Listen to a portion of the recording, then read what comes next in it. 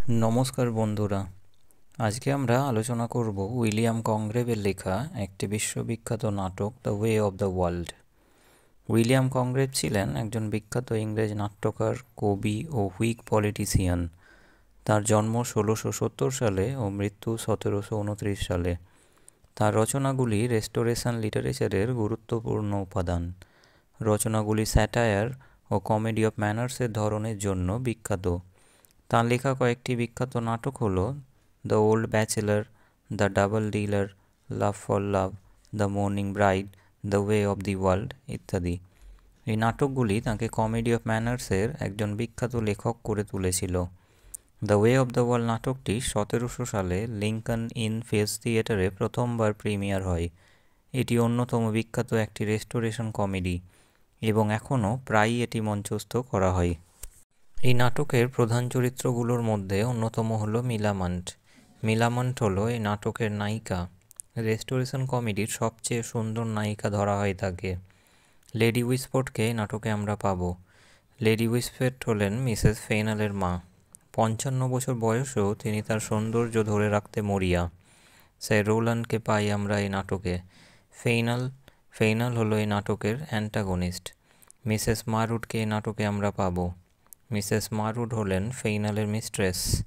অ্যারাবেলা ফেইনালকে এই নাটকে আমরা পাই। তিনি লেডি উইসফোর্ডসের মেয়ে। ফয়েবেলকে পাবো আমরা। ফয়েবেল হলো মিসেস উইসফোর্ডের কাজের মেয়ে।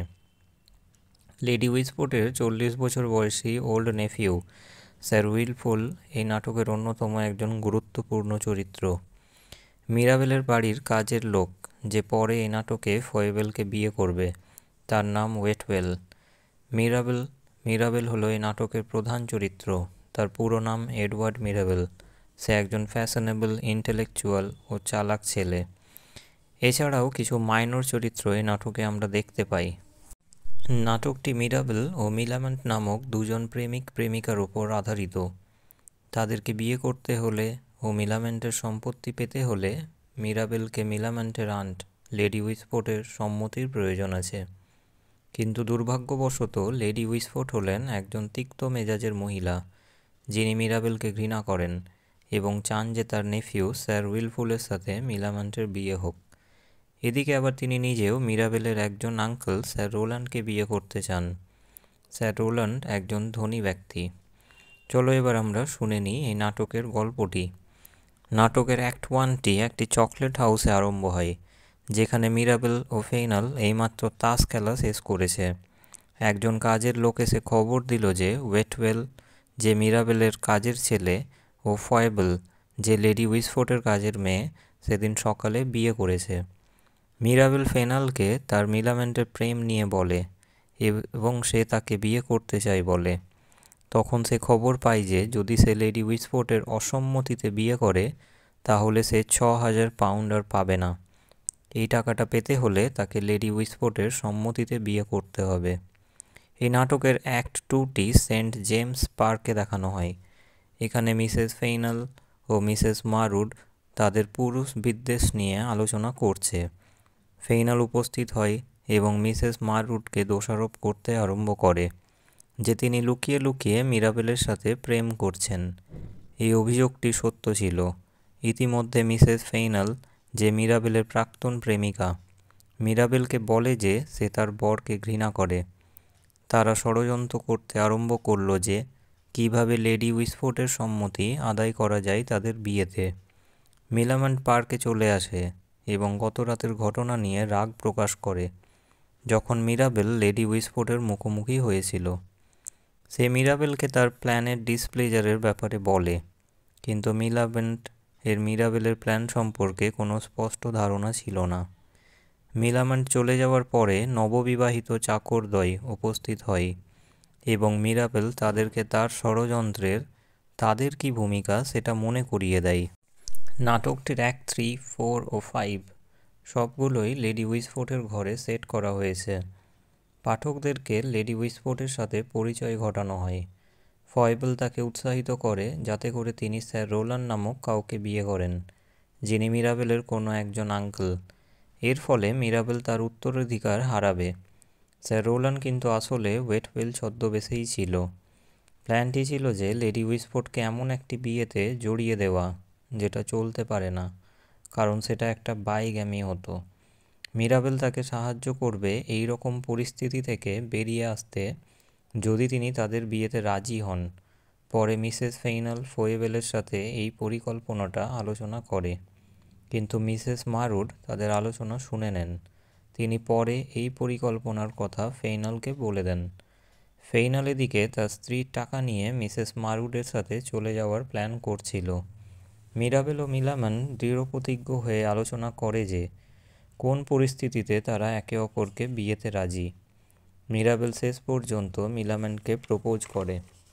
মিসেস ফেইনালের উৎসাহ পেয়ে মিলাম্যান প্রপোজালটি অ্যাকসেপ্ট করে নেয়। মিরাবেল সেখান থেকে চলে যায় এবং লেডি উইসফোর্ড সেখানে উপস্থিত হয়। লেডি উইসফোর্ড ঘোষণা করেন যে তিনি মিলাম্যানের বিয়ে তার নেফিউ স্যার উইলফুল উইটউডের সাথে দিতে চান।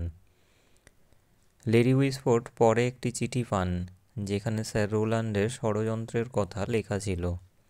স্যার রোল্যান্ড চিঠিটা নেন ও মিরাবেলকে তাদের বিয়েতে অন্তর্ঘাত সৃষ্টিতে অভিযুক্ত করেন। লেডি উইসফোর্ড সে রাত্রে স্যার রোল্যান্ডের ম্যারেজ কন্ট্রাক্ট আনার কথায় রাজি হয়ে যান। অ্যাক্ট 5-এর শেষ দিকে লেডি উইসফোর্ড ষড়যন্ত্রটি ধরে ফেলেন এবং ফেইনাল ওয়েটওয়েলকে গ্রেপ্তার করিয়ে দেন। মিসেস ফেইনাল ফোয়েবেলকে বলে যে তার পূর্বের মিরাবেলের সাথে অ্যাফেয়ার এখন সবাই জেনে গেছে। লেডি উইসফোর্ড মিসেস মারুডকে সঙ্গে নিয়ে উপস্থিত হন। লেডি উইসফোর্ড তাকে ষড়যন্ত্রটি প্রকাশ করে দেওয়ার জন্য ধন্যবাদ জানান। ফেইনাল তখন সামনে আসে এবং মিসেস ফেইনালের মিরাবেলের সাথে অ্যাফেয়ারের ব্যাপারে এবং মিলামেন্টের তার সাথে বিয়ের কন্ট্রাক্ট নিয়ে লেডি উইসফোর্ডকে ব্ল্যাকমেল করতে আরম্ভ করে। সে তাকে বলে যে তার বিয়ে করা উচিত নয় এবং তার ধন সম্পত্তি তাকে দিয়ে দেওয়া উচিত। লেডি উইসফোর্ড তখন মিরাবেলকে বলেন যে তিনি মিরাবেলের বিয়েতে রাজি হয়ে যাবেন যদি সে তার ধন সম্পত্তি ও সম্মান রক্ষা করতে পারে। মিরাবেল ওয়েটওয়েলকে দেখা করে যে একটি কন্ট্রাক্ট নিয়ে আসে ফেইনালসদের বিয়ের আগের, যেটাতে মিসেস ফেইনাল তার সমস্ত সম্পত্তি মিরাবেলকে দান করে রেখেছিল। এটি ব্ল্যাকমেলের চেষ্টাকে থামিয়ে দেয়। মিরাবেল মিসেস ফেইনালের সম্পত্তি তাকে ফিরিয়ে দেয় এবং সে এবার মিলাম্যানকে 12,000 পাউন্ড সহ বিয়ে করতে প্রস্তুত হয়ে পড়ে। এখানেই নাটকটির গল্পটি শেষ হয়ে যায়। এই নাটকের মূল বিষয়গুলো হলো ডেকোরাম এবং wit, jealousy, deceit and intrigue হলো এই নাটকটির অন্যতম একটি থিম। এই নাটকে friendship, social convention of the এরাকেও খুব সুন্দরভাবে উপস্থাপনা করা হয়েছে। এই নাটকের অন্যতম একটি গুরুত্বপূর্ণ থিম হলো অ্যাডাল্ট্রি, লাভ এবং রোমান্সকেও এই নাটকটি সুন্দরভাবে তুলে ধরেছে। এই উপন্যাসে অনেকগুলো চরিত্রের গ্রিডকেও বা লোভকেও আমরা দেখতে পাই। ইনহেরিট্যান্স এবং ম্যারেজ এই দুটো বিষয়ও এই নাটকের অন্যতম একটি থিম। তাহলে আজকের ভিডিওয়ে আমরা শুনলাম উইলিয়াম কংগ্রেভের লেখা একটি বিশ্ববিখ্যাত নাটক দ্য ওয়ে অব দ্য ওয়ার্ল্ডের সারসংক্ষেপ। যদি ভিডিওটি তোমাদের ভালো লেগে থাকে তাহলে ভিডিওটিকে লাইক, শেয়ার ও চ্যানেলটিকে সাবস্ক্রাইব করতে ভুলবে না। জুড়ে থাকো এইভাবেই আমাদের চ্যানেলের সাথে ইংরেজি সাহিত্যের বিভিন্ন বিখ্যাত ও গুরুত্বপূর্ণ বিষয়ের ওপর বাংলায় আলোচনার ভিডিও পেতে। ধন্যবাদ।